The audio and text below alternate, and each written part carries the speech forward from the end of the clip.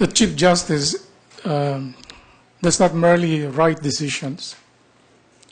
The Chief Justice is actually the administrator of the Supreme Court. And I understand that 30% of his time is devoted to writing decisions, but the bulk of his time, about 70%, is devoted to administering the court system. And therefore, the Chief Justice must exhibit managerial skills because he will have to interact with the members of the lower courts, and also he will have to interact with the two other branches of government. I understand that there is a judicial, executive, legislative, advisory, and consultative council wherein the three heads of government sit down to thresh out problems of benefiting the country. And that is one of the functions of the Chief Justice. And I think he will have to make adjustment so that he will be able to fulfill those two pronged functions. Thank you, Attorney Morales. Now let's tackle the adjudicatory function. Now, having worked in the private sector practically all of your legal career, throughout your legal career, how will you overcome the fact that you perhaps may have to undergo some kind of orientation as how decisions are prepared in the Supreme Court? Well, the duties that I do in the private sector as the managing partner of CISIP Salazar Hernandez and Gatmaytan are almost similar to what a Chief Justice does. For the past 37 years, I have been writing opinions to clients, which is actually similar to decisions being written by the justices of the Supreme Court. Facts are presented to me by clients, and I render an opinion based on the facts and the applicable law. Also, as I mentioned already, the Chief Justice is the administrator of the entire judiciary, and I, as the managing partner, administers the different departments of my firm, and I interact with other colleagues. We are a member of 7 international networks, and I interact with them. So the functions of the Chief Justice are not really strange to me. Which brings me to the next aspect of the question, which is on administration. And you mentioned that from what you know, 70% of the work that is to be done by the Chief Justice involves administration, particularly the administration of justice. What in your recent past will show that you have the skills required to manage and to administer justice? In terms of management, I have been the president of the Inter-Pacific Bar Association, which is an association of more than 2,000 lawyers coming from more than 70 jurisdictions. And I was able to competently interact with the members. I presided over meetings of the General Assembly, and I think those are substantially similar to what the Chief Justice will be doing. So what was something that you feel that was a major accomplishment insofar as, getting things done in the organization, which you feel is necessary for someone who has to manage courts nationwide? Well, we held an international conference in Manila, and it was organized by myself as the chair of the host committee. And the theme of the conference was about the changing face of legal practice and how the lawyers could help in the promotion of social justice and generally cope with the changing face of the legal profession. As a candidate for the position of Chief Justice, what is your vision for the courts? What do you want to accomplish in the judicial system within the next 5 years if appointed Chief Justice? I understand that there is an action program for judicial reform in place, and that has been declared by the World Bank as the model for the region. During my watch as Chief Justice, I would like the entire action reform to be implemented, particularly in the matter of decongesting the dockets of the court and providing upward salary adjustments to judges so that the independence of the judiciary will be further enhanced. I also noticed that you are the managing partner of CCIP Salazar Hernandez and Gatmaitan law firm, and how long have you had this? Have you held this position? About over 2 years now. And as managing partner, do you still actually litigate cases? Do you go to court? I don't go to trial, but as managing partner, I am involved in litigation in the sense that I help conceptualize and strategize cases. My role as a litigator is akin to the role of a solicitor in the United Kingdom. The solicitor helps in strategizing the cases, helps in writing pleadings, but it is the barrister that appears before the court. And both the solicitors and the barristers are intimately involved in the litigation. My function is akin to that of a solicitor. What to you is the most serious problem that is plaguing the judicial system today? It is the inability of the courts to render judgment to dispose of cases speedily. And what do you think is the cause of that delay? It is because the courts are undermanned. If you have a vineyard in which there are a lot of grapes to be harvested and there are only a few workers, the logical step is to hire more workers.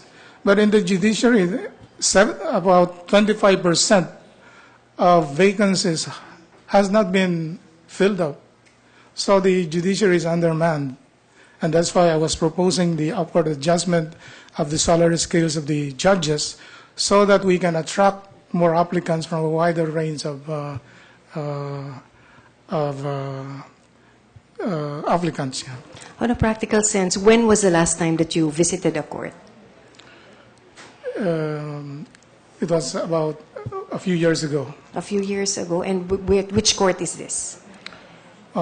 Regional trial court.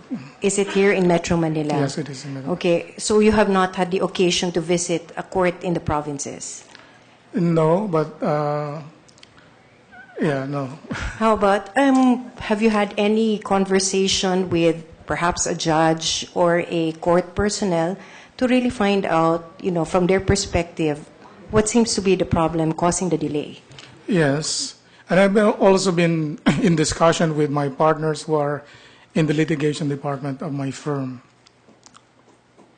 Okay. So what was your basis for coming up with these proposals, considering that it has been some time since you've actually been in the courts? It is precisely my discussions with my partners in the litigation department. We have a very big litigation department in CCIP Salazar Hernandez and Gatmaitan. I went through the list that you presented in your personal data sheet of the seminars that you've attended, also in the symposia that you have participated in. And except for two, which you participated in 1982, which is on the rulemaking of administrative agencies, and as a participant and a speaker for the opportunities and challenges of managing a law firm in just last April. The rest were all on banking, commerce, and taxation.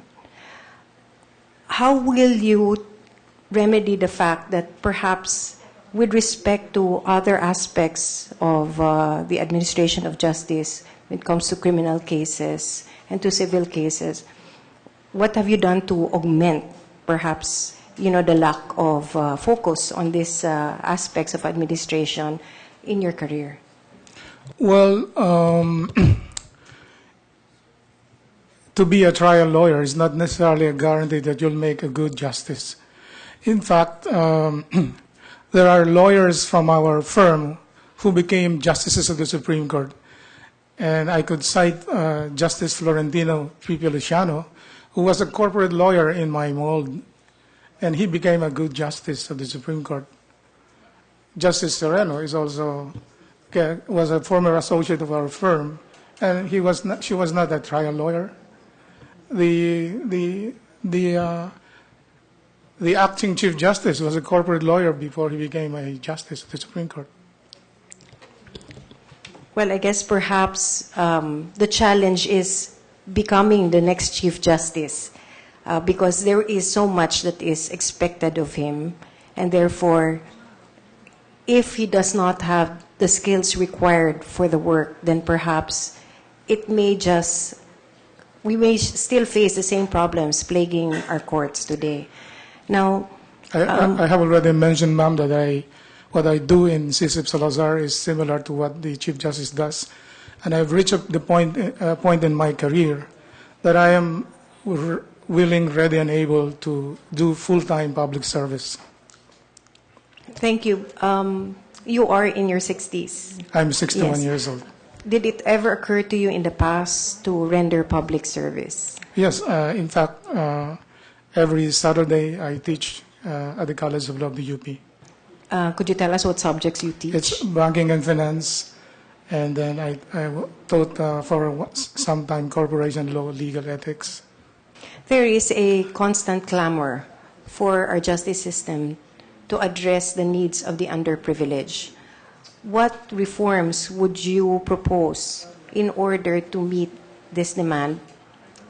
I am in favor of making the courts more accessible to litigants. I think that the filing fees are quite very high, and I'm in favor of reducing the filing fees. But in order to recoup losses possible from the reduction of legal fees, I would work for the increase in the share of the judiciary in the national budget. I understand that it's only 1%, and I'm surprised why that is too low.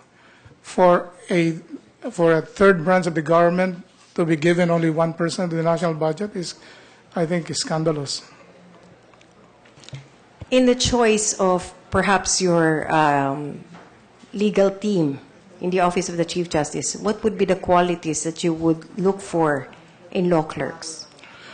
I would nurture and sustain integrity and excellence. I think those two qualities would serve our justice system very well. And by the way, those are the values, the core values. They are the cornerstone of CSIP Salazar Hernandez and Getmaitan. My final question, Attorney Morales. Yes, ma'am. Why do you want to become the Chief Justice? I'm not saying that the incumbent justices of the Supreme Court are not competent. However, we have reached a point in our history that an outsider should be given the opportunity to provide fresh and impartial approach to the judicial process. We have seen that the impeachment proceedings have eroded the dignity and credibility of the Supreme Court. It is time to restore that credibility, and the first step that should be taken by the President is to appoint an outsider as Chief Justice of the Supreme Court. I bring with me 37 years of legal practice from the largest and the leading law firm in the Philippines.